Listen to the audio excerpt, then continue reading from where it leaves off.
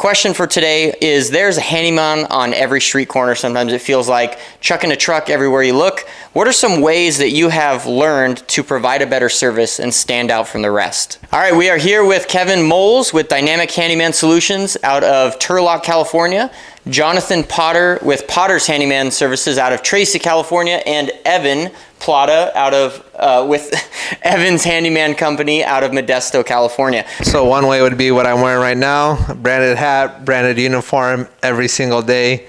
When I walk up to a customer's home, they know he's showing up, my vehicle is branded. It didn't start that way. I started off with the Ford Focus. So not branded, nothing, no branded. Basically, do what you say you're gonna do and show up when you say you're gonna show up. That's always been my whole life motto, was taught that way. So when I tell people I'm going to be there at 7:30 a.m., which is my first start time, I'm there at 7:20. And they appreciate that, because by being late, I basically tell them your time's worthless to me. So I want to respect their time just like I want them to respect mine. One of the ways I've kind of been learning to provide better service is communication. Alan always says at one point in time, he was the guy who didn't answer his phone. Yeah, some of my customers, I've been that guy too.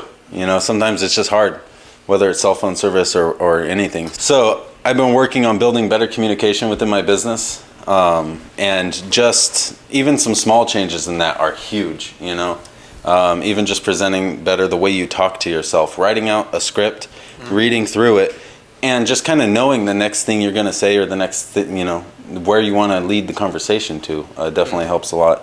And again, branding is a big thing. I've noticed a big difference since I put the stickers on my truck from before. Before, even though I was wearing a polo shirt with my logo on it and everything, I'd hand someone a business card, it's a matching logo. They would look out and they would look around and they'd look, kind of like, where'd you come from? How'd you get here? I get that too. Did you walk with some tools in your pocket? So I try and park in front of their house so they can see my logo as soon as they open the door.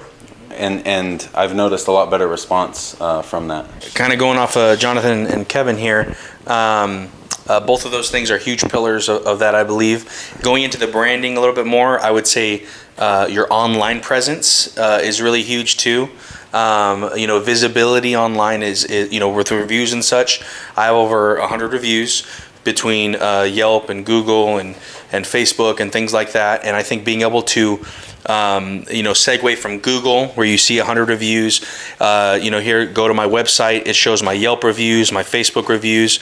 That's a huge thing as well, because I find that a lot of the guys that don't do good work and don't show up on time and don't do what they say they're going to do and still do not have online visibility. They don't get the reviews because they don't exist. Exactly. Yeah, it allows them to do whatever they want without any accountability. And so visibility is accountability. And I think that's a huge thing for all of us. We all have online presence, and branding, like you said, was huge. And I think all those things together kind of contribute to that. Communication, again, is massive. Some people literally just want to be called back. And that is worth the money for them. And even if you're calling back to say, hey, my service call ran over, I had to do a little emergency, I'm not gonna be able to come out till tomorrow or next week. Some of them are like, hey, I understand, thank you. Most of the time they are. Beautiful. Thanks, guys. How'd you guys feel about that one? That's a good question. Yeah, that's good. We got 10 more. Let's do it. It's only 9:30.